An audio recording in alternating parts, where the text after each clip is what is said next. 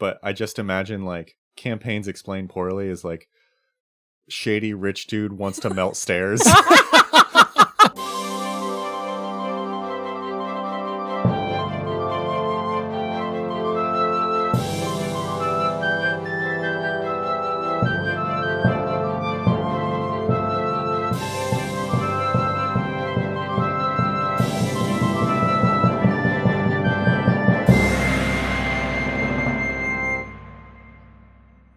Hello, and welcome to the Tabletop Travel Guide, the podcast where we explore fictional worlds and civilizations right from the comfort of our own table.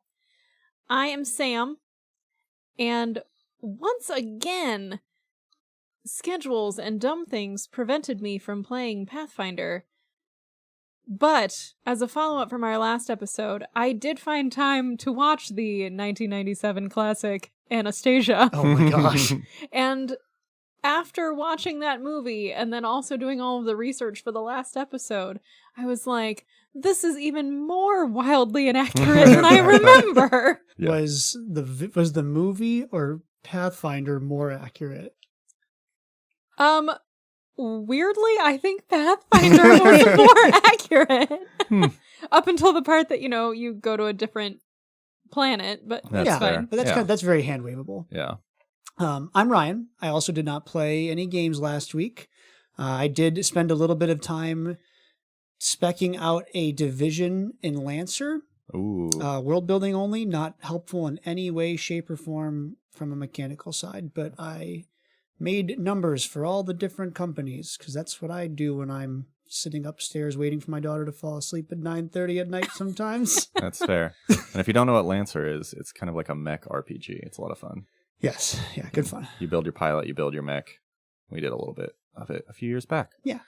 And I'm Tyler, and I did play Pathfinder this week. Good job. On my Monday group, I had another guest show up, my buddy Lance, who I've been talking to about Pathfinder in general. He ended up running the beginner box previously for a group of friends, but kind of wanted to see how a session worked out. So he joined as a character named Grandma Gertrude, Okay. who was a cleric of Caden Kellyan, which was great. But yeah, that group is just growing and weaving and We have to bobbing. spin them out soon. Yeah, they already spun out once. That one hasn't gone super consistent, but right now it's kind of a drop in, drop out. Fair. Tyler's just out here spreading the good word I of was gonna say, Pathfinder. Have you heard? I am very much a Pathfinder apologist, so that's fair. Apologist. All right, so we do have to also revisit last week's episode with our things we misspoke. And by things we misspoke, it's things I misspoke. You did a good job. Honestly, Well, so the one part that was great listening back to it was Tyler corrected me on one of the pronunciations, and I was like, yes, great, got it. And then incorrect the entire rest of the episode. So Tyler, please say how I am supposed to say the word. It is Yadwiga. Yadwiga. Yes. I was thinking about it in my head last episode, and after Sam said it the second time, like, wrong, I'm like, whatever. She's going to move on soon. And then she said it about 10 more times, and I'm like, okay, we got to address it now.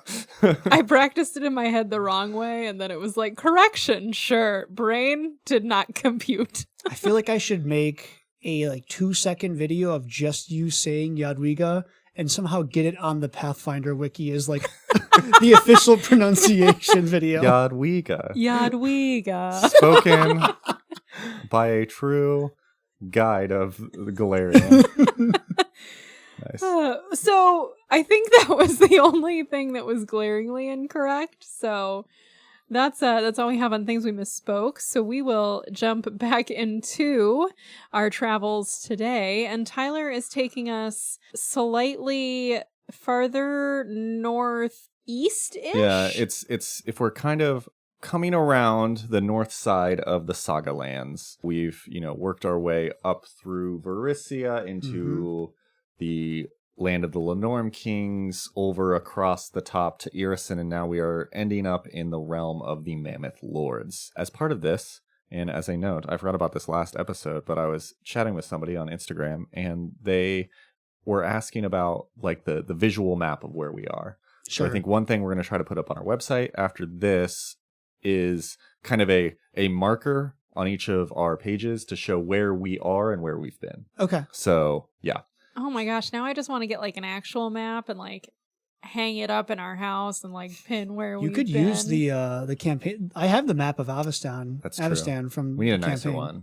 I say that's like a $3 print from Office Ouch, Max. but- ouch. Did you hear how Tyler just insulted your It map? was, The Staples guy also thought that.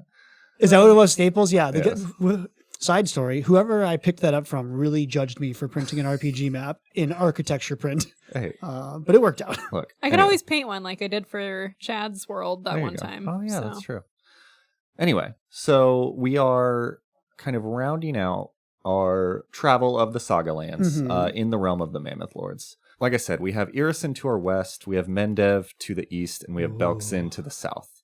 And then we are kind of near the crown of the world. Like we kind of mentioned, if you go north, the realm of the Mammoth Lords actually connects to the Path of Agenhay, which goes over to Tian Sha. Kind of where, level setting of where we're at. So the interesting thing about the realm of the Mammoth Lords is it kind of starts, like most countries we've talked about in Avestan, with the Kellids. The Kellids. The Kellids! So as a quick refresher, remember the Kellids are kind of the original natives of Avestan before the spread of the Taldan Empire. Kellids kind of have a more tribal culture. They value close-knit ties to family and their tribe, and they're also nomadic. So they generally kind of keep what they can carry with them and are always prepped to pack up and move. And, you know, as a tribe, they kind of move around. So there's not a lot of cities built in Kellid territory. Sure. So I wanted to cover a little bit of the, you know, different Kellid peoples, since it kind of is a broad brush category of people for people tied together by a shared language. So there are 4 main Kellid peoples. You have the Isgari, which we've talked about a decent bit. They are the predominant Kellid ethnic group in southern Avestan. They were absorbed mostly by Taldans and Shalaxians, but they kind of still hold on to their cultural practices. Sure. You have the Palakari, which is kind of a unique blend of Taldan and Kellid. They make up the majority of the Druman people, which we've talked about. And they kind of identify more as Taldan than they do Kellid. Then you have the Sarkorians, which we haven't hit yet, but they are the survivors of Old Sarkoris, which we will talk about when we talk about the World Wound and Mendev. Oh. As we travel further east. Ooh. And they come up a little bit in this episode as well. Okay. That finally brings us to the Yerktiri. Yerktiri. Okay. Which is the embodiment. If you had an embodiment of Kellid culture to outsiders, the Yerktiri people are the ones who live in the realm of the Mammoth Lords. And they are kind of the example of Kellids. And guys, we're going to start off with some really good best news. The reason that they're the embodiment of Kellid culture is because they're the only group of Kellids that are, for the most part, untouched by outsiders. Woo! Justice for the Kellids! They did it! Yes. So we get to talk about Kellids for the most part, and not how they were explored all over. Aw, yay! Huzzah! Yeah, like I said, we're in the realm of the Mammoth Lords. It's a timeless place of harsh weather, megafauna, and nomadic hunter-gatherers. And what's a megafauna? A megafauna is like the Ice Age / dinosaur level of creatures. So like a megalodon is a big old shark. Okay. A woolly mammoth is a big old elephant. Cool. Okay. A saber-toothed tiger is a big old tiger. Like megafauna is kind of the ancient creatures that were descendants, Precursors. ancestors, yeah, precursors to the ones we see today. But They bigger. grew them big back then. They grew them big. Despite the name, the realm of the Mammoth Lords is not like the land of the Lenorm Kings, where you don't have to go out and kill a mammoth to become a Mammoth Lord. Well, that's good. Yes. You know, we joked that we kind of mixed up the names, and they are similar, but their cultures couldn't be farther apart, besides, you know, being in a place that is cold and sad. It's just because they have that like formulaic titling of like Yes. the location. It's like every young adult novel. Yeah. Like, they all are the Okay. Yes, we are in the realm of the Mammoth Lords. And more specifically, or generally, the term Mammoth Lord itself is not actually a rank of a person, but it kind of collectively refers to all the nomadic tribal groups themselves. Hmm. Though, we'll talk about it a little bit in the spoiler guide, but you can get the title of Mammoth Lord. So there's one thing I'm not entirely sure of As like an archetype or? just in general as a story beat. And I'm not sure if it's like both a title and a generic. Unsure. I couldn't quite figure that out whether... We're all Mammoth Lords. We're all Mammoth But Lords. you're a The Mammoth Lord. Yes. Yeah. Not totally sure about that. But for the most part, it kind of... The Mammoth Lords are the groups of nomadic Kellids. Okay, yeah. So, regardless of who the name actually refers to, the term Mammoth Lord comes from the Kellids of the area mastering the roaming woolly mammoths and other megafauna, which they use as protectors, mounts, and war engines, which sounds kind of awesome. Do they ride the woolly mammoths? They do. Yes. Yes. Yes. So, the Mammoth Lords comprise of all the different Kellid tribes. The tribes themselves can be as small as a few families.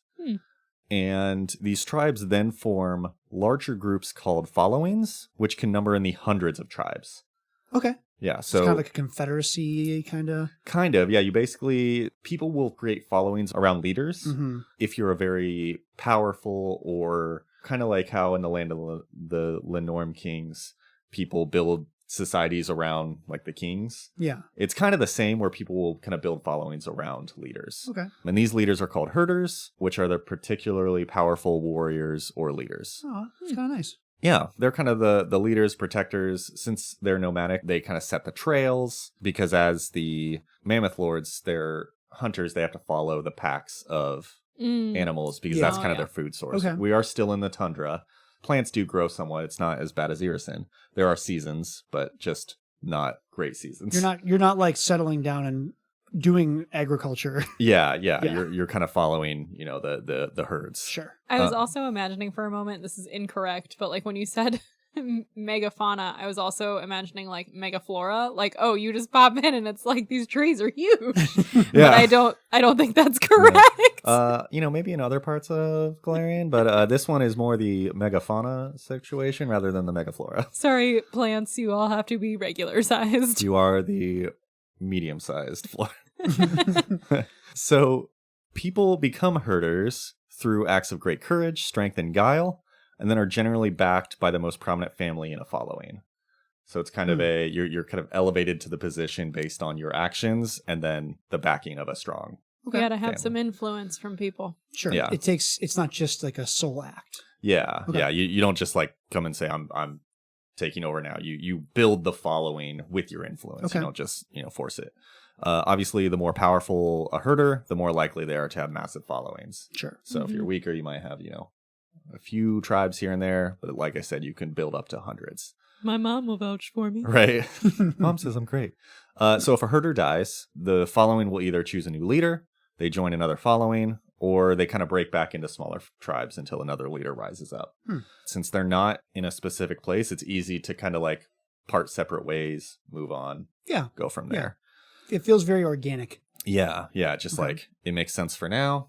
In a generation, it might not make sense. So it's kind of good for that. Turnover of the herders is pretty high because of the aforementioned acts of bravery, heroism, and guile. Oh. Sure. So the reason to become a herder is also the leading cause of death. Awkward. That makes sense. Yeah. Yeah. The other position of leadership is called a blood speaker. So where the herder's kind of like the main leader, the blood speaker's kind of more of like the wise kind of shaman and mediator between the different tribes and their deities. They also kind of act as the tribe historians. Okay. So yeah, that's kind of like how the followings work, how Mammoth Lords kind of come about. So let's take a step back and wonder how exactly did this country end up with a large amount of megafauna such as the mammoths, mastodons, and saber-toothed tigers anyway. Right, because most places don't have. Yeah, you're not walking not around. chilling in Irison with. I've stopped asking why. It's all weird. Yeah, this is kind of a part about Pathfinder I love that they built Golarion as a kitchen sink, so you can kind of find an adventure for anything. Right. But they have the reasoning behind it. The answer to this question we have is probably that they came from underground. Oh. So we talked about the Darklands. Yep. And specifically a place called Deep Tulguth, We're not going to spend too much time here. We're definitely going to cover the Darklands in a different episode. But Deep Talgoth is the northernmost region of the deepest layer of the Darklands, called Orv. Sure. So if you have the Darklands, remember, this is kind of the world under the world. Yes. They have tunnels and stuff underneath all over Avestan, all over Garoon. They all kind of connect. And they're kind of different, 3 main layers of Darklands. And this one is the deepest. Okay. Okay. And Deep Talgoth is like the northern part of that layer, which just happens to kind of span a lot of the Saga lands. It kind of works under Iristan and Lenorm Kings over like to Mendev.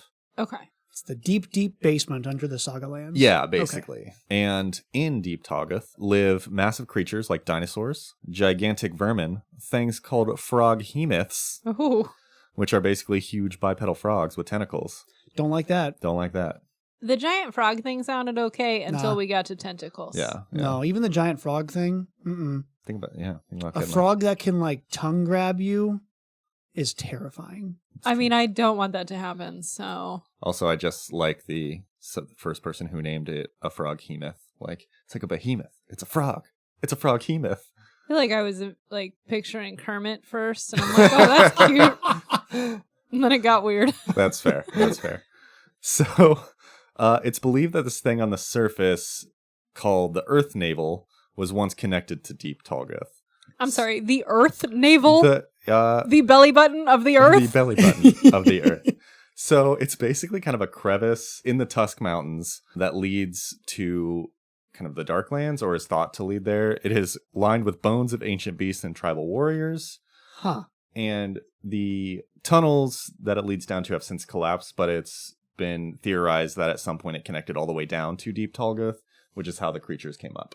Look, anyway. Someone was having way too much fun with this when they decided that the Earth belly button is how creatures got up from way down below. We have the world wound. The planet is full of body parts. Yes. In weird ways. Mm-hmm. Anyway, the next thing I haven't talked about, I've been talking about kind of the high level. We need to know, what year is it?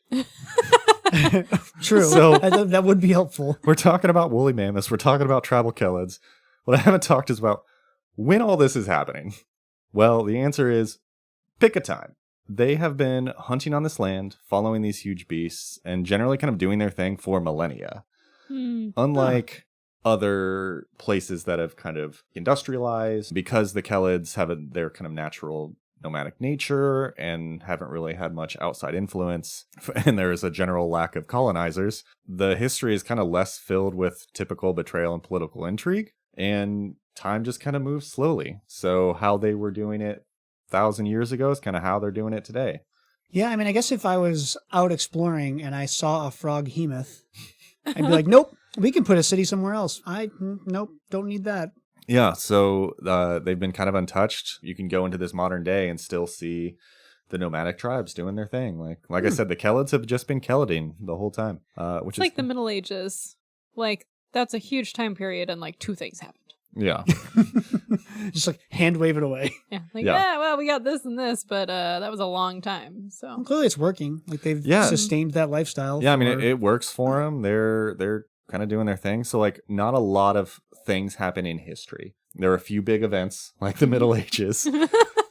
So then rather than, talk about the whole history, which again, not much happens. Instead, in true Kellid fashion, we're just going to talk about the stuff the Kellids have had to deal with over the years. Yeah. They haven't been colonized, but they still have to deal with some crap. Of course. Because you're not going to be a Kellid if you don't have some adversity. Well, sure. One of the things we just talked about is the Winter Witches.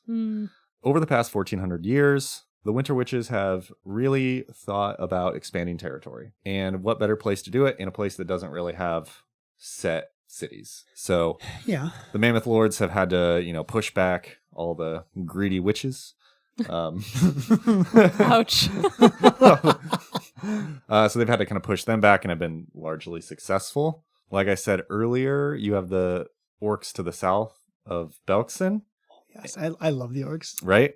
And in this case, unlike other situations, other episodes where we've had the orcs be kind of the wall when exploration has stopped. Sure. In this case, they're kind of the raiders. So they like to send raiders into the Mammoth Lord's land to capture some of the megafauna to use for their war machines. Sure. I mean, I can't blame them. Yeah, it's like, look, you got some primo mammoths up there that we're going to take to turn into stuff. But again, since generally these types of creatures are the ones that Mammoth Lords survive on, they've kind of had to push the orcs back as well and have been pretty successful. The nice thing is like there can be many different, over the history there have been, many different followings, but they all kind of have this internal agreement to like help fight the outsiders. Okay. So they have to deal with a lot from the outside that they don't really spend as much time inner squabbling. Yeah. I mean, so far it sounds like war mammoths are a legitimate defense strategy. Yeah, it's worked pretty well so far. One of the biggest threats to the Mammoth Lords came from the east. We talk about friend of the pod Aridin. Yep. And while he is not worshipped by any of the Kellids, the year of his death, #4606, never forget, still brought great strife to the Mammoth Lords in the form of the World Wound that opened up in Sarkoris. I did not know that it happened at the same time. Yep. So at his death, the world opened up and demons started pouring out into the country. Womp womp. Yeah. So they've had to deal with that after the Sarkorians. Sarkorians? Sure. Yeah. So the Sarkorians, used to be kind of just a tribal group of Kellids as well, but then they kind of got wrecked, so eaten by demons. So where the Mammoth Lords had peers over to their east, now they have demons just coming over their borders. Gross. That's a downer. Yeah, a lot of the followings actually went and joined the Crusades. So you see, okay. Yeah, so you have the Mendevian Crusaders. Some of the Mammoth Lords have also gone over to help fight against the demons, because obviously running over the Mammoth Lord's realm with demonic influence is not great. That is a really cool Crusader army. Right? I'm not gonna lie. Like, I'm just picturing like your medieval Crusaders, except they're riding mammoths. Yeah, the World Wound, that's been a little bit rough over history because rough.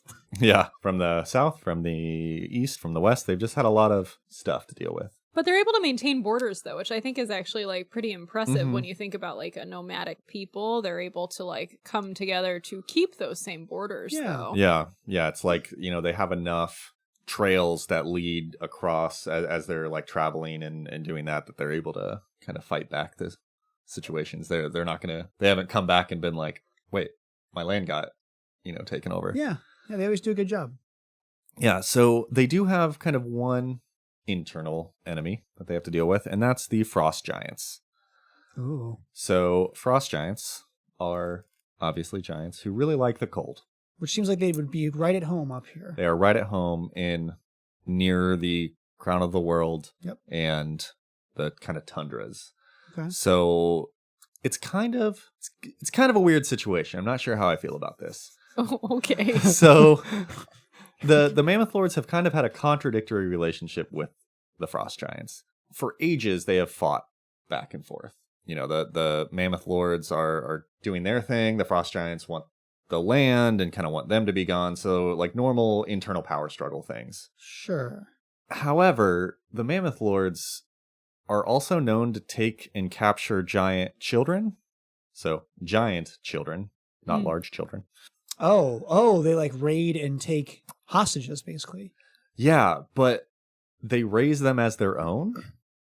So, and it's not just like their trophies or anything, even though having like giants in your tribe is a sign of power, but they're like full honored members of the tribe. Like they treat them as equals, and many of the giants end up just identifying with the tribe they're part of and like become part of the family. Which I mean, I guess if you're gonna get kidnapped, I'd rather be kidnapped and then be a part of the family than kidnapped and be an indentured servant. Yeah, it's kind of a weird, because obviously the result of that, to get them into the family, they had to kill their kill probably their parents. Yeah. So on one hand, you're like, this is still kind of horrifying, but like, yeah, it's just kind of weird. So it's low on the horror scale. Yeah, it's just kind of like.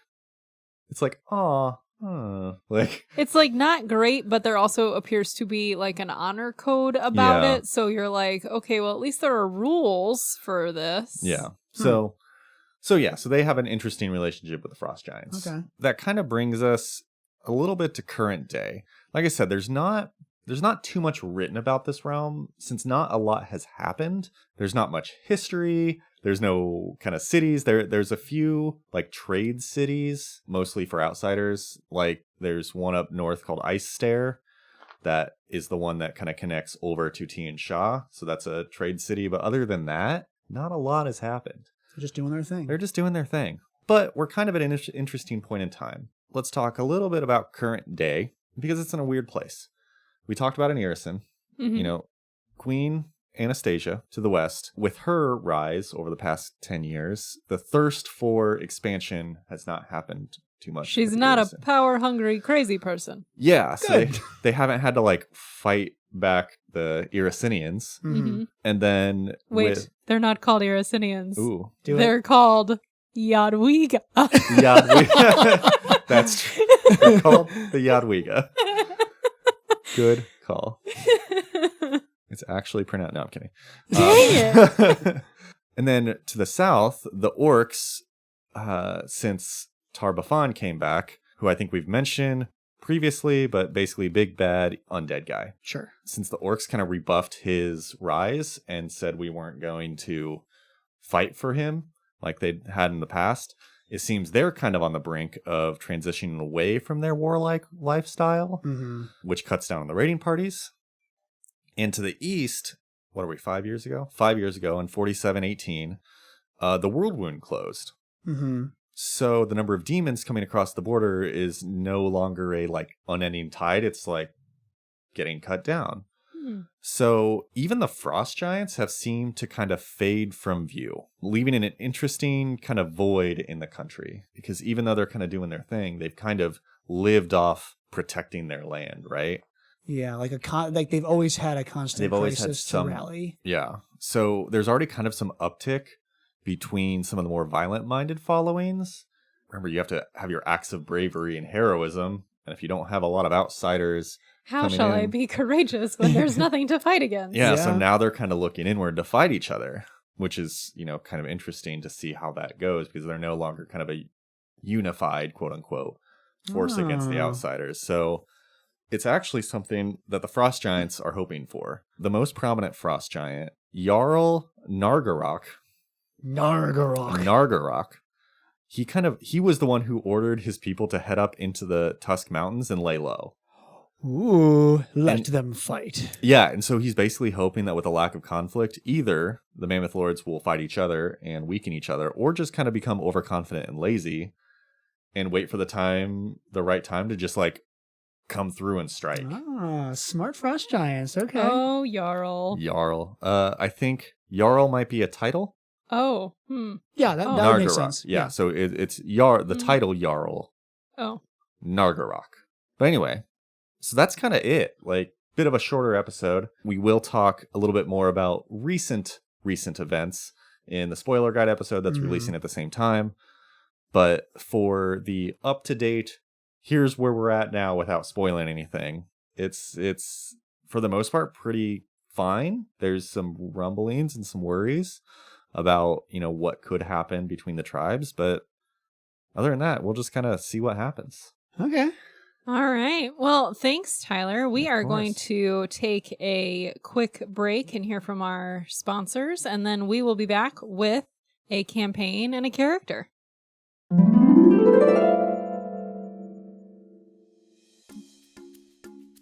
Crikey! Have a look at this!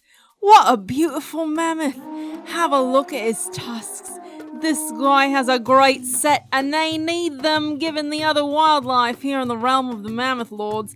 When not working with their humans, these mammoths rely on their massive strength and sharp tusks to keep other predators at bay. Right, over there I see a pod of velociraptors surrounded by a young brontosaurus. If we get down on our bellies and crawl up, we can get right smack in the middle of the action. Just one of those incredible things you can see if you join me on Mammoth Tours.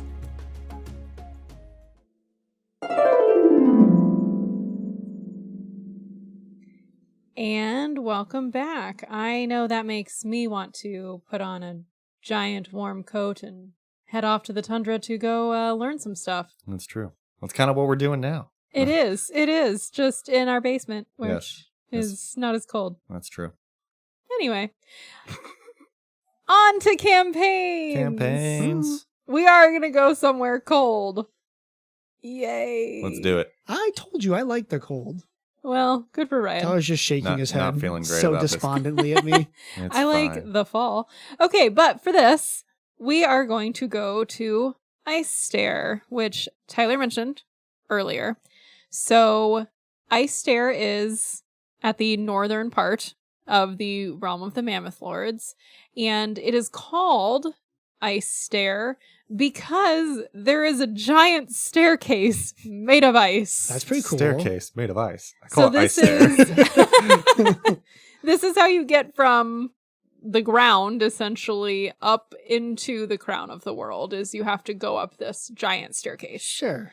I mean, the staircase in itself is very cool. They have like carved it out of ice and then put like volcanic rock on the steps That's so that kinda you cool. can like climb up it. I was saying, I guess that makes sense because the stairs made of ice would not be very climbable. You just see a bunch of And people slip like and fall. flopping their way down the stairs. Sure. Yeah. Okay. Okay. So like part of the commerce of this town is maintaining Mm-hmm. the staircase. Right. The other part of this is its major trade, right? Yeah. So if you're trying to take that shortcut up over to the other side of the world, Mhm. you come through here. So that's where we're going to pick up our party. My vision for the party for this campaign is you guys are all muscle for hire to help people take whatever tour they want up into the crown of the world. Okay. Are we Sherpas? A little bit. So you might be hired to like protect a trade caravan. You might be Okay. hired to go get goods for someone and bring it back. Sure. You might be hired to provide defense around the staircase should it be needed. So you are going to get a request from a very fabulous rich man who wants to see the crown of the world, but he is going to need a whole party to protect him and his very wealthy self because he's so important. Of course. Rich people climbing Everest vibes. A little bit. However, the twist for the campaign is going to be, what is this guy actually after with the crown of the world or Ice Stair? And it is not just to go see some sights and check out some ice. He has some nefarious motivations. And one of those nefarious motivations is melting the stair. Ooh. How what? dare he? He wants to cut off trade and control it. So the party is going to either have to stop him. There's going to be some magical things. They have to figure out maybe what he's doing. If they figure it out earlier on, there might be some different options versus, just having to end up in an icy combat situation or chasing this man down across the crown of the world if he's trying to escape. Okay. So that's going to be the setup and the initial hook. I obviously this is like a more kind of intense campaign, but I just imagine like campaigns explained poorly is like shady rich dude wants to melt stairs. Yeah, that sounds right. It's like we got to stop him. We're like, Yeah. guy just wants to melt some stairs. I mean, it sounds like if you melted the stairs, you would like collapse the economy. That's true. And maybe cause some avalanches. Yeah. No, I like it. That seems like a fun kind of adventure to Okay. that starts off as just kind of like, oh yeah, you're doing normal escort stuff to, oh, this guy's doing what now? Sir, what are we doing? Rich people be crazy. What? Okay. Okay. This works. Okay. So I have built a goblin friend. Yes. Okay.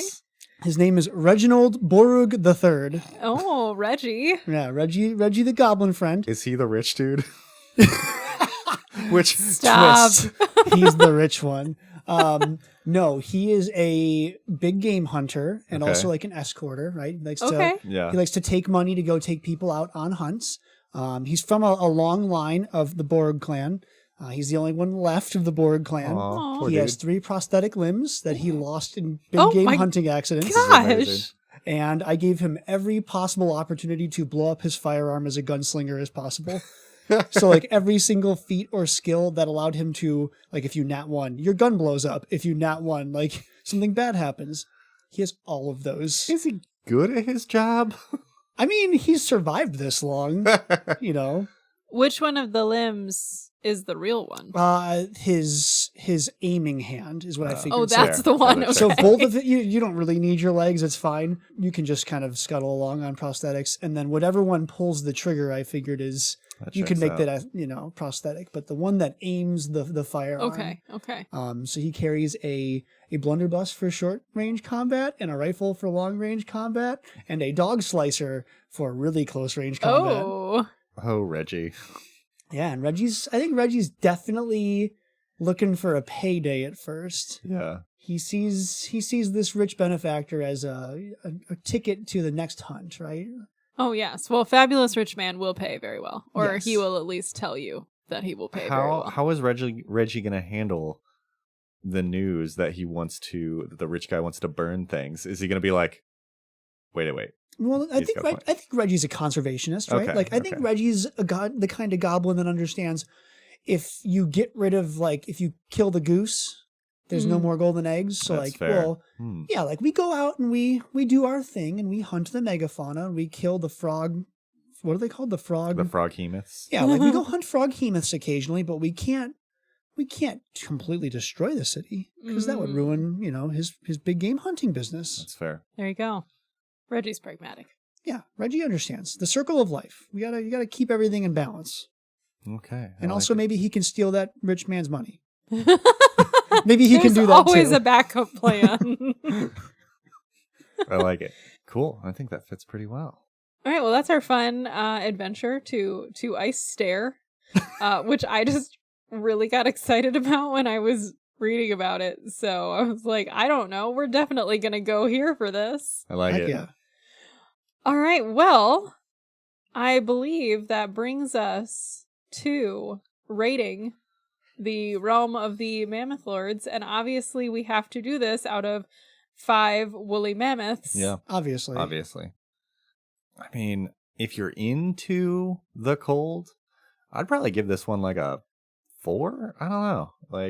I think I'm a 4. I want to go see the giant ice staircase and see the crown of the world and see some woolly mammoths and stuff. Yeah, this kind of has vibes of just traveling through I know we have international listeners that are not US based, but if you just go to the middle of the United States into the country area, the Rockies, it's just beautiful land and creatures and it's dangerous, but or northern Canada where it's cold. That's probably better. Yeah, Northern probably better. Canada, yeah.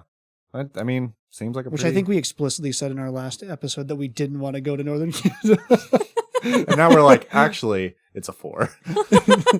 I like the cold. I mean, I think this would be really cool. I would totally go here and see the sights and travel around with a tribe for a while. Yeah, that'd be pretty I think cool. that'd be really cool. I think 4 is good for me. Yeah, it doesn't sound like there's strong immediate danger. Obviously everywhere in Avestan there's going to be some amount of possible danger, but it doesn't feel like it's the place that you drop into and then everybody wants to murder you. I feel like with a good guide, you're pretty solid. Yeah. You're not going to be the idiot just walking around. No, we're going to hire Reggie. Yeah. I don't know if you want to hire Reggie. He carries trip mines with him. We're going to hire someone else. Even Jurassic Park. I get Jurassic Park vibes. At least the first part of Jurassic Park. Where, the gates open and it's beautiful, not the getting eaten part. That's fair. Although I'm sure that's a component. Yeah, we're going to leave before the getting eating part. Yeah, that's the hope. So 4 woolly mammoths. All right. Well, thank you to all of our listeners. Hopefully you're enjoying learning about all of these fun, new, fabulous places. If you are, please tell your friends, like us on all of the platforms. We're really good at On this. the Instagram. Look, we're really good at those guys. I'm not even on Reddit. I can't even. Sam's like, what are the socials? And I only use Reddit. I'm not on. Yeah, we make it work. That's fair. But anyway, because we're all old, it's fine. You can find us by email at tabletoptravelguidepodcast@gmail.com. We also have an Instagram that we're bad at because, again, we're old. I don't know. I think we're just bad at Instagram. We're working on it. We like the media where you talk to people, aka podcasts. We're It's really fine. bad at We're the good at exactly one pictures thing. and And it's messages. only the podcast. If you send us, a smoke signal, we'll get it in 5 or 10 years. Yeah, hit us a carrier pigeon if you want it. Yes. Yeah. I would love to get feedback via pigeon. Anyway, we also have a regular website as well, tabletoptravelguide.com, where Ryan does put stuff up Yeah. on the website. I do make an attempt. It's not. And we will again add where exactly we are on the maps for each episode. So if you're, we describe it maybe adequately, but but if you want to see exactly where we're at in relation to other places, we'll put up some maps. I'll put like a running map of like all the places we've gone, and then I'll like retroactively update it so you can follow the tabletop travel guide path. Yeah, that's not a I bad like thing that. to make. Yeah, good. Yeah, we'll do that. All right. So we're working on it. Continuous improvement over here for us. But anyway, we will see everybody for our next stop in the journey. And until then, happy travels.